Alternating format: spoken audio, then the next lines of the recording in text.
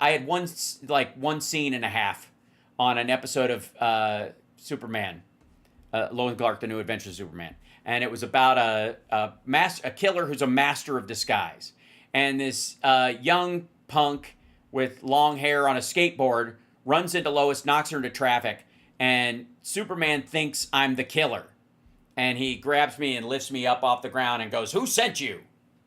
And I improvised some funny. And they left it in. I think my amino acids line was the joke that I put in. Okay. Anyways, so I was sitting next to, when I was there, I didn't have a chair on set.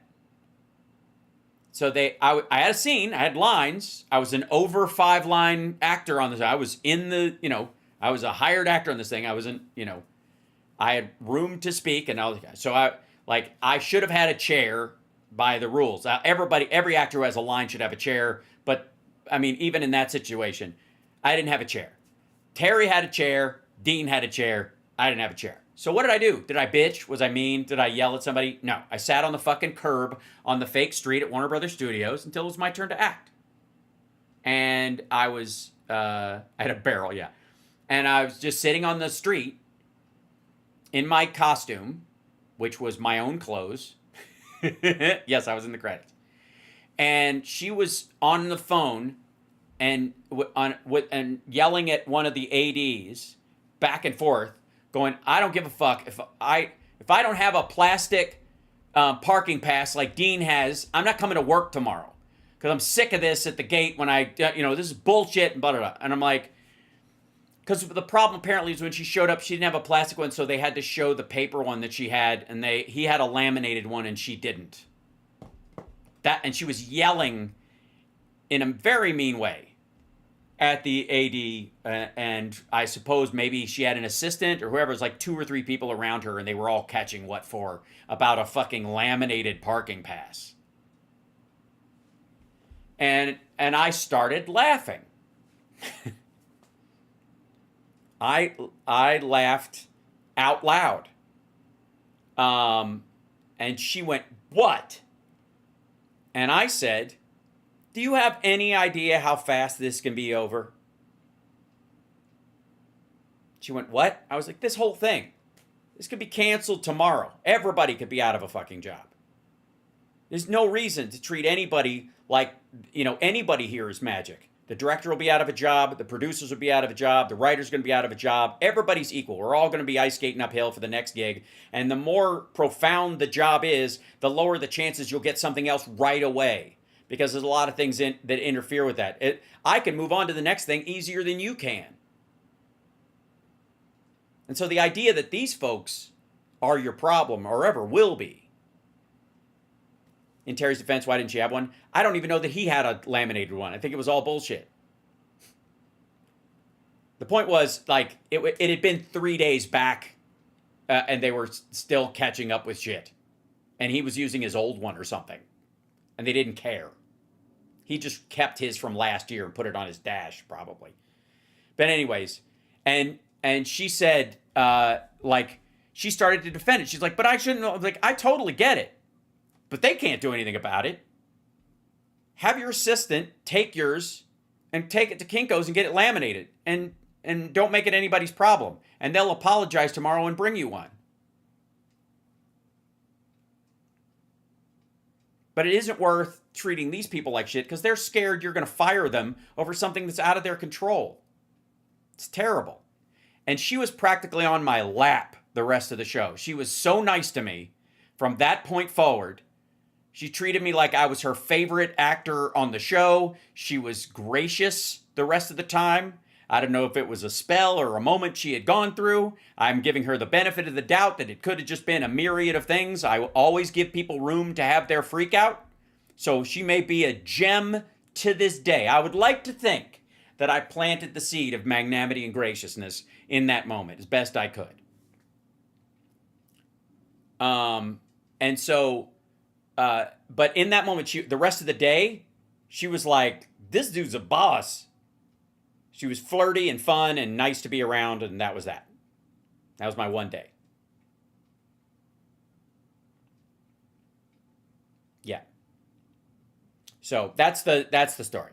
That was the yeah. That brings the end. So yeah, you calmed her down. Maybe so. Because I didn't, I understood where she was coming from, but I also had every day, the 90s, I called them the Sisyphus years because I drank a big fucking glass of perspective every fucking day. I was ice skating uphill for 10 goddamn years. And I love everybody I've worked with that's a good person. I will say that. I mean, I've worked with some really ratty people over the years that go beyond just being rude, that were abusive and gross and shitty. And you know what my solution was? Every day on set, working with said people, turn in a great performance, make the set better for everybody, and then never work with that person again. That's it. Super fucking easy. Oh, thanks, JD. Is HR a thing in film and TV? Yeah, but not uphill. HR is all downhill. There. If a fucking extra hits on you, you can turn them into HR. If you hit on the star, or if they hit on you,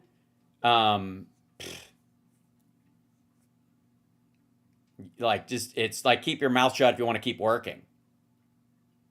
Now, if they put the moves on you or try anything, deck them. Fuck them up. That's what I've always said in this situation. And it's probably why I lost a couple of jobs. Honest to God. There are some people that won't work with me because they're scared. It's a long story. But I've gotten in the face of a couple people who were not nice to other people on sets. I didn't touch anybody. I didn't, it didn't come to anything, but I put myself between people and I have a bit of a stare when I want one. And I'm fine. Did you beat up Greg Kinnear? No, I only met Greg Kinnear once and I totally freaked him out. Because I'd never met him before. I only met him once, and I'd never met him before, so I was like, hey, you and I used to work at the same place, blah, blah, blah. And he was like, poop. He's not the most social dude. How you look better in Superman's uniform than Dean Cain. Oh, that's sweet. That's very sweet. I think I make a better Peter Parker, but point being is that I understand, that would be the spectrum of experiences in that, where people are just bitchy to be bitchy and shitty and mean and all that kind of stuff. And no. And yeah, you have a scary meme. I do. Yeah. Because there's such a high contrast with how normally smiley I am. It's good. So there are the Terry Hatcher moments of the world and the Ashton Kutcher moments of the world where they're just shitty for shitty's sake, right? And then there's the people who defend everybody else on set in a situation where the power is out of their hands, where they stand up for everybody else. Season 2 of Queer as Folk, we had all been under an ACTRA contract with Showtime, meaning that we got the same residual scheme that Canadian actors got, even though it was an American production and we were American actors and all that kind of stuff, okay? And it meant if any of the cast gets residuals from the first season, it's a fucking nickel. It's pathetic because there are no, for all this like Canada's a socialist wonderland and all that kind of stuff, the Canadian actor protections are ass. They have to scramble like Brits. It's terrible. You either make a bunch of money and sit on it, but you're never going to make any money in the back end, and your show could play forever and you'll never see a dime. As a matter of fact, the more classic your show is, the more fucked you are, because you will not get jobs because your show is still running and people don't want to see you in other stuff because they could turn on your TV and see it all the time, but you're not making any money from it. You'd be better if it was a failure. You could move on to the next paying job. What did Ashton Kutcher do? He let a serial killer murder another girl by not calling the police when he found a woman he was going to go on a date with dead.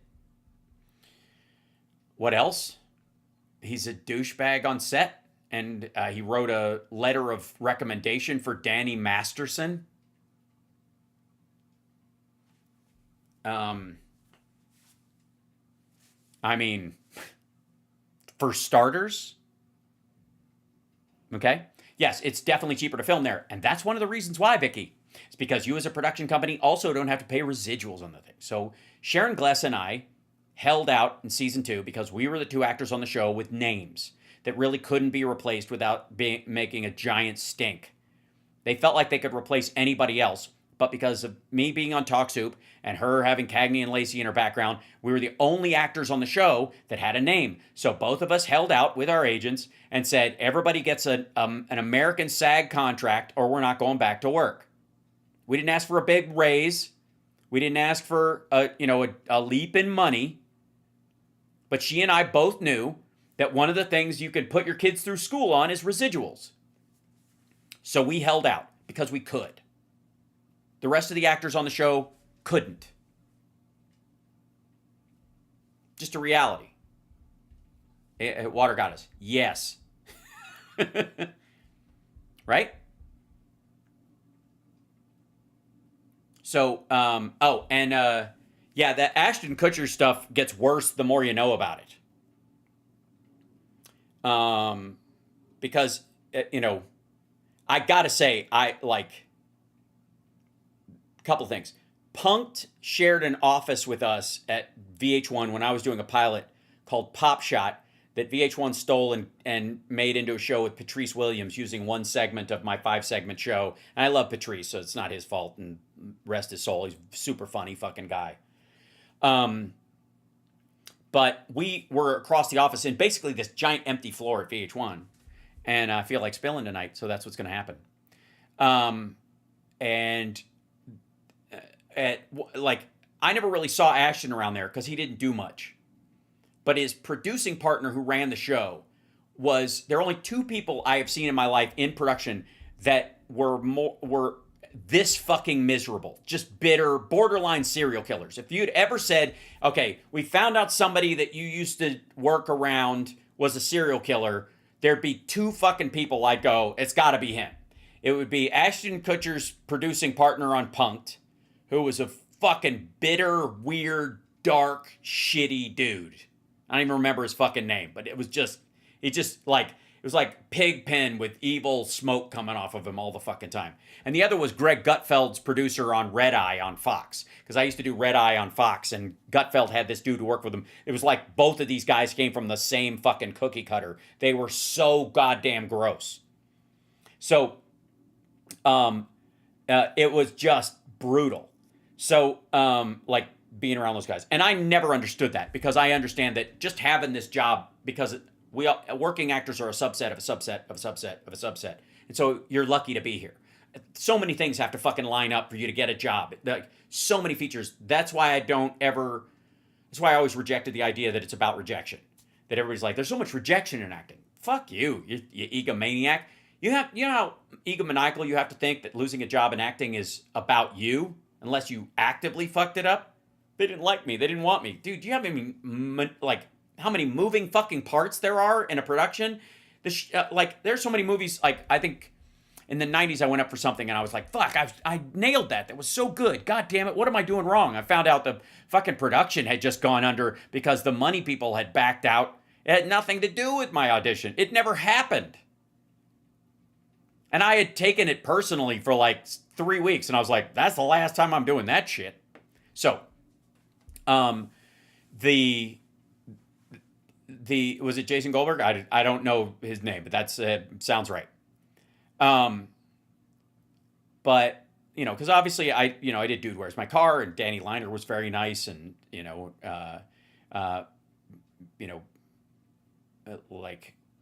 there's so it was fun. Just the overall project was silly and fun, and we had a great time. Except when we worked with Ashton. And then it was a pill. It was just a pill. It's weird. The whole energy of the set changed and that kind of stuff, and I never got it. And I was like, I wrote it off as kind of okay, sitcom star, head full of himself, whatever. Okay, that happens. but everybody else was trying their hardest. Sean William Scott was very nice. Like, everybody tried hard. Then, you know, I get on Lab Rats, and my producer, executive producer on Lab Rats, was the creator of that 70s show. And some of our writers worked on that 70s show. And they all, you know, had the inside scoop on that it wasn't something that just happened once fame occurred. That kind of stuff. And then, you know, so if you don't know, there's the story is, you can look it up. Ashton Kutcher was going on a date with some girl, or he was going to read with her for a part and blah, blah, blah. And then, I don't know, maybe put the moves on her. Who knows? But they were allegedly going on a date. And he showed up at the house and then didn't call the cops. He was like, he saw through the window. He thought he saw spilled wine on the floor. It was her blood. She was dead. You couldn't see it from the window. So he obviously entered the house with the key that he had. He saw her dead, left, spent an hour calling his manager and other people to ask what he should do instead of just calling the fucking cops. And the guy who killed her ended up killing another person. And they probably could have caught him if the person who walked in to the scene had called the police immediately. I didn't know how I missed hearing this about Ashton Kutcher. Yeah, it's a fairly well-known story. And then he's joking about Diddy parties, and then he writes a letter about defending Danny Masterson with Mila. And I'm like, fuck you. How about no? You're like, Hal, you're going to lose your chance at being in Butterfly Effect too. I know. Where can I get your "This Is Bullshit" song now? I got to start. Hold on. I got to start like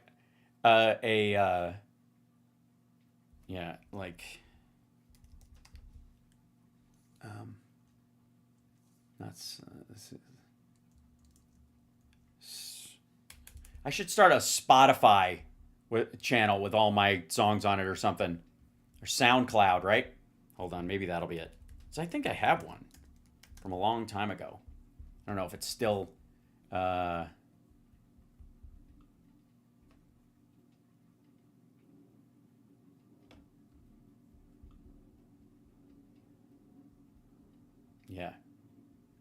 I haven't used it since 2016. That's hilarious. Yeah.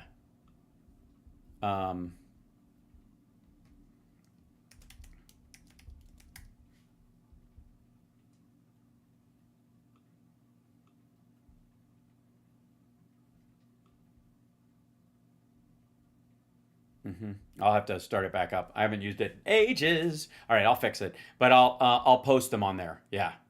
Need to copyright that shit? I agree.